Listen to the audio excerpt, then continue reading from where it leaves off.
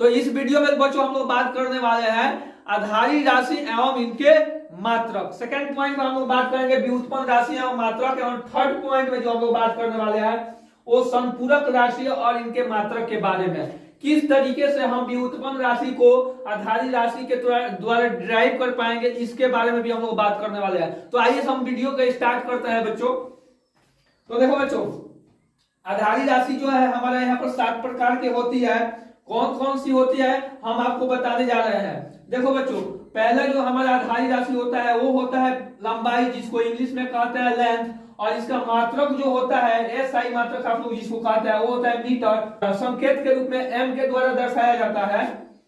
दूसरा जो हमारे पास आधारी राशि होता है वो है द्रव्यमान, जिसको इंग्लिश में कहते हैं मास, और इसका जो मात्रक होता है एसआई मात्रक वो होता है किलोग्राम, और इसको सांकेतिक रूप से केजी के द्वारा दर्शाया जाता है। तीसरा जो हमारे पास आधारी राशि है वो है समय, और इसको इंग्लिश में कहते हैं टाइम, और इसका जो एसआई मात्रक होता है बच्चों वो होता है सेकेंड, और इसको सांकेतिक रूप में एस के द्वारा दर्शाया जाता है। चौथा जो हमारे पास आधारी राशि है वो है विद्युत धारा, जिसको हम लोग इंग्लिश में कहते हैं इलेक्ट्रिक करंट, और इसका जो एसआई मात्रक होता है बच्चों वो होता है एम्पियर, और इसको सांकेतिक रूप में ए द्वारा दर्शाया जाता है। पांचवा जो हमारे पास आधारी राशि है वो है हमारे पास तापमान यानी कि टेम्परेचर, और इसका जो एसआई मात्रक जो होता है बच्चों वो होता है केल्विन, और इसको सांकेतिक रूप से के द्वारा दर्शाया जाता है। छठा जो हमारे पास आधारी राशि है वो है ज्योति तीव्रता, जिसको इंग्लिश में कहते हैं लुमिनस इंटेंसिटी, और जो इसका एसआई मात्रक होता है बच्चों वो होता है कैंडेला, और इसको सांकेतिक रूप में सीडी के द्वारा लिखा जाता है। सातवां जो हमारे पास आधारी राशि है वो है पदार्थ की मात्रा यानी अमाउंट ऑफ सब्सटेंस, और इसका जो एसआई मात्रक होता है बच्चों वो होता है मोल, और इसको सांकेतिक रूप में MOL के द्वारा दर्शाया जाता है। तो ये हमारे पास 7 आधारी राशियां हैं जिनके सहायता से व्युत्पन्न राशि को डिराइव किया जाता है। तो आइए अब हम लोग बात करते हैं व्युत्पन्न राशि को किस प्रकार हम आधारी मात्रक के सहायता से, आधारी राशि के सहायता से हम उसको डिराइव कर पाएंगे। अब देखो बच्चों, ये जो हमारे पास आधारी राशि है इनके ये मात्रक होते हैं, और इन मात्रक को क्या कहते हैं आधारी मात्रक कहते हैं, यानी कि आधारी राशि के मात्रक को क्या कहेंगे आधारी मात्रक कहेंगे। अब बात करते हैं व्युत्पन्न राशि और इनके मात्रक। तो जो व्युत्पन्न राशि के जो मात्रक आएंगे बच्चों उसी को हम कहेंगे व्युत्पन्न मात्रक, और किस प्रकार से ड्राइव होगा इसको भी हम बताएंगे आपको।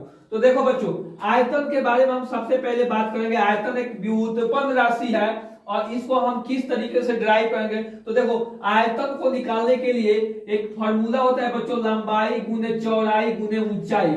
लंबाई भी लेंथ है, चौड़ाई भी लेंथ है, और ऊंचाई भी लेंथ है, और लेंथ का जो मात्रक होता है यानी लंबाई का जो मात्रक होता है बच्चों वो होता है मीटर। तो यहाँ पर लंबाई का मात्रक तो मीटर होगा ही होगा, लेकिन चौड़ाई का भी मात्रक मीटर होगा, ऊंचाई का भी मात्रक मीटर होगा, और जब इन तीनों को मल्टीप्लाई करेंगे तो हमको मिलेगा MQ, और MQ जो है बच्चों वो आयतन का क्या है मात्रक है, और आयतन क्या है एक व्युत्पन्न राशि है, और इसके मात्रक को क्या कहेंगे व्युत्पन्न मात्रक।